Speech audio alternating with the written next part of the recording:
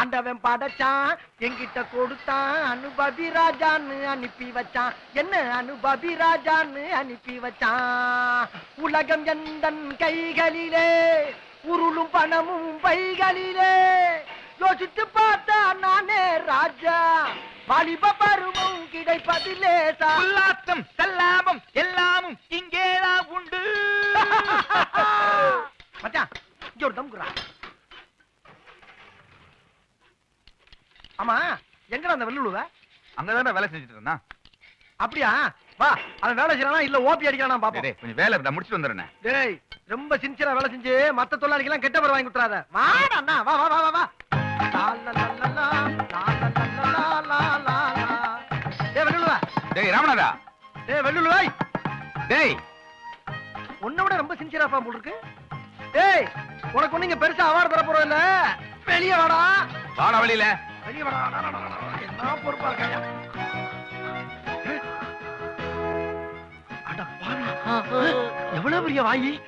டேய் டேய் டேய் சோம்பேறி. சார் சாரி சார் சார் மன்னிச்சுங்க சார் வண்டி ரெடியா போச்சு சார் நாளைக்கு டெலிவரி கொடுத்துடலாம் சார். நாங்க தான்டா. அட நீங்க தானா? நான் முதலாளி நினைச்சா பயந்துட்டேன். உங்க தொல்லை தாங்க முடியாம தானே இங்க வந்து படுத்துக்கிட்டு இருக்கேன். ஏன்டா தூங்க போய் டிஸ்டர்ப் பண்றீங்க?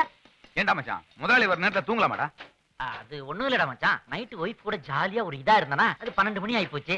அதான் இங்க வந்து. அப்படி 12 மணி வரைக்கும் உனக்கு என்னடா பேச்சு? அவனுக்கு இன்னும் புது மாப்பிள்ளையிலே நினைப்படா. ஏய் நீ சொன்னாலும் சொல்லாட்டினாலும் நான் புது மாப்பிள தான்டா. ஒன்ன மாதிரியா அவன் 2 குட்டியை பெத்து நீ 4 குட்டியை பெத்து அரை கிழவன் ஆயிட்டீங்க. உங்களுக்கு வீட்டுல வேற வேலையே இருக்காது. ஆனா நாங்க அப்படியா இன்னும் குழந்தையே பெத்துக்கல. 2 பேருமே யூத்து. நான் விஜய் அவ ஷாலினி. என்னை தாளாட்ட வருவாளா ஓஹோ நெஞ்சில் பூமஞ்சம் தருவாளா. கையடா கபோதி. ஐயோ சார் முதலாளி என்ன மன்னிச்சுக்கங்க. உன் கச்சேரி 6 மணிக்கு மேல வச்சுக்கோ. இப்ப ஒழுங்கா வேலையை பார். சரிங்கய்யா இவன் தான் பாட சொன்னான்.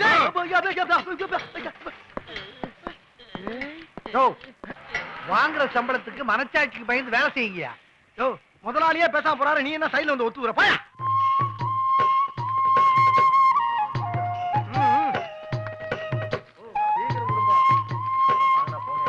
யோ வேமா குடியா. 4000 ரூபாய் காசை 40 ரூபாய் என்னதான். இதே 12 வருஷம் சர்வீஸ் நாங்க ஃபாரின்ல பண்ணிருந்தோம்னா இந்நேரத்துக்கு டொயோட்டா கார்ல வந்து இறங்கி இருந்திருப்போம். இங்க ஒரு 2 வீலரே மாத்த முடியல. இதெல்லாம் போய் ஓனர்ட்ட பேசுங்க. போங்க. பேசுறேன்யா கண்டிப்பா பேசுறேன். வர்றேன். வாங்கிக்கப்பா. என்னடா அடுத்த மாசம் பணம் வாங்குறப்ப கெஞ்சல போன. டேய் இப்ப பியூன்ட்ட மாட்டோம். இருக்கிற பணத்தை பூரா புடிங்கிடுவான். பார் புரோகிராம் நாசமாயிரும். Escape. வா வா வா வா. டேய் ஒண்ணுமே தெரியலடா. நேரா அவன்ட்ட தான் போறான் போல இருக்கு. அவனே தான். நிறுத்துங்கடா. எங்கடா மூஞ்சி முடிக்கிறீங்க? எஸ்கேப் ஆக பாக்குறீங்க? கேடி பசங்களா. அண்ணே அண்ணே உங்களை பக்கம் தான் வரணும் இருந்தா நீங்களே வந்துட்டீங்க. ஆமாண்ணே. வாய மூடுங்கடா. 10 வருஷமா உங்களோட குப்பை கொட்டனே. உங்களை பத்தி எனக்கு தெரியாது. ஏய் நான் ஆபீஸ்ல வேலை செய்யும் போது மட்டும் தான் பியூன். பணம் வசூல் பண்ணும்போது 1ஆம் நம்பர் கேடி. இது என்ன தெரியுதா? அம்மா அண்ணா அண்ணா இது கோவப்பட்ட விடுனே. முதல்ல கட்டி மடி பக்கத்துல போடு மடக்கி உள்ள வைங்க. உங்களுக்கு பணம் தானே வேணும்? டேய் உன் பணத்தை எடுறேன். இந்த இருக்குப்பா. குடு. இந்தாப்பா. எவ்வளவோ வீணா போகுது. இந்தாங்கண்ணே இதுல 1500 ரூபாய் இருக்கு. ஏண்டா 1500 ரூபாய் வட்டி மட்டும் கொடுத்தா ஆளுக்கு 15000 கொடுக்கணும். அது ஒப்பறானே கொடுப்பான். அண்ணே சவுண்ட கொடுக்காதீங்கண்ணே. கொடுத்துருவோம்ண்ணே. இந்த இப்ப போனஸோட 5000 ரூபாய் கொடுத்துருவோம். அப்புறம் அப்பப்ப கொடுத்து உங்க கடனை அடைச்சிருவோம்ண்ணே. அண்ணே எங்க கிட்ட இருக்கிற உங்க பணம் பேங்க்ல இருக்க மாதிரி.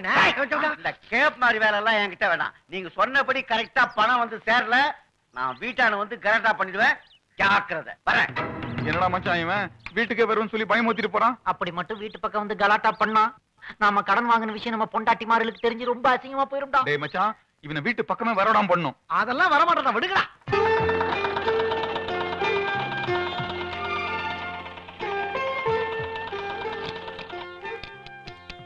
அம்மா என்ன கண்ணு?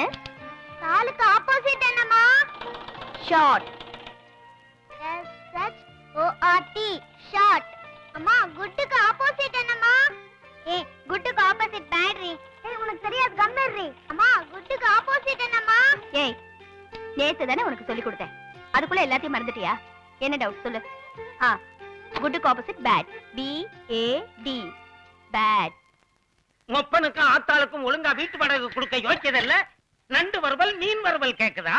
யோ வீட்டு வாடகை வேணும்னா ஒழுங்கா கேட்டு வாங்கிக்க. அதுக்காக அதை திங்காத இதை திங்காதன்னு சொல்ற வேலையில வச்சுக்காத. அப்படித்தான் கேட்பேன். வருஷத்துக்கு ஒரு பிள்ளைய மட்டும்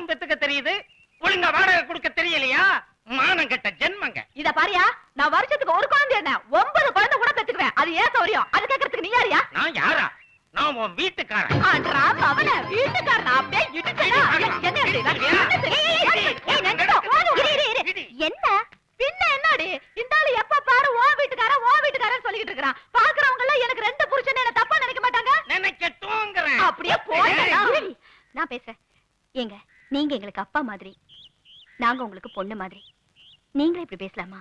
ஏமா நீ என்ன என் வீட்டுல குடியிருக்கிற, உனக்கு இன்னும் 1008 பிரச்சனை இருக்கு.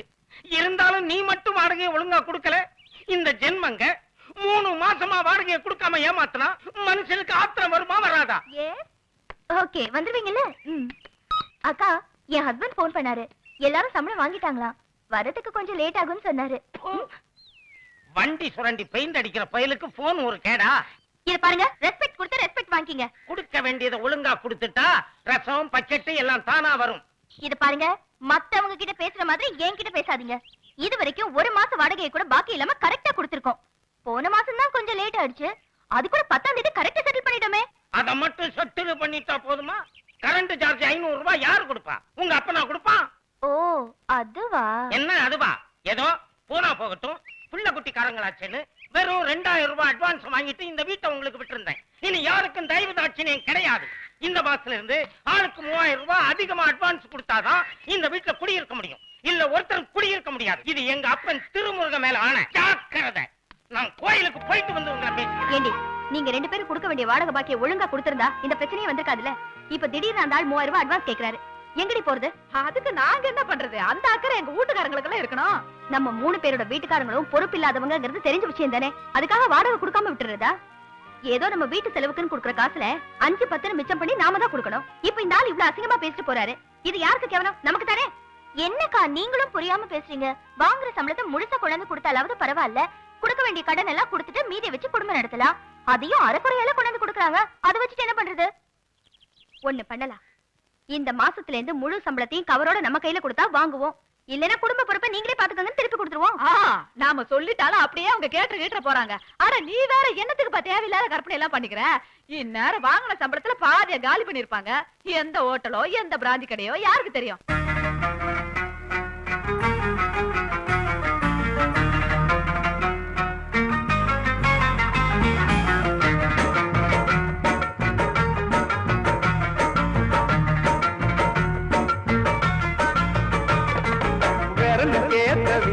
இல்லைங்க, நாட்டு வரவு கேட்ட செலவு இல்லைங்க,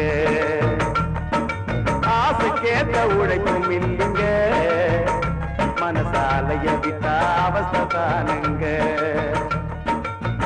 வீடு கைய நீட்ட கூடாது, நாடும் கையை ஏந்த கூடாது, காசா வாங்கி அரைச்சி புட்டு கைய கட்டி நிக்க கூடாது. நாட்டுல நம்ம வீட்டுல ரொம்ப காலமா இந்த போக்குதான். சிக்கனம் வேணும், கொஞ்சம் சிந்திக்க வேணும், பக்குவம் வேணும், இன்னும் பண்பட வேணும். பல வீடியோக்களை காண சன் லைஃப்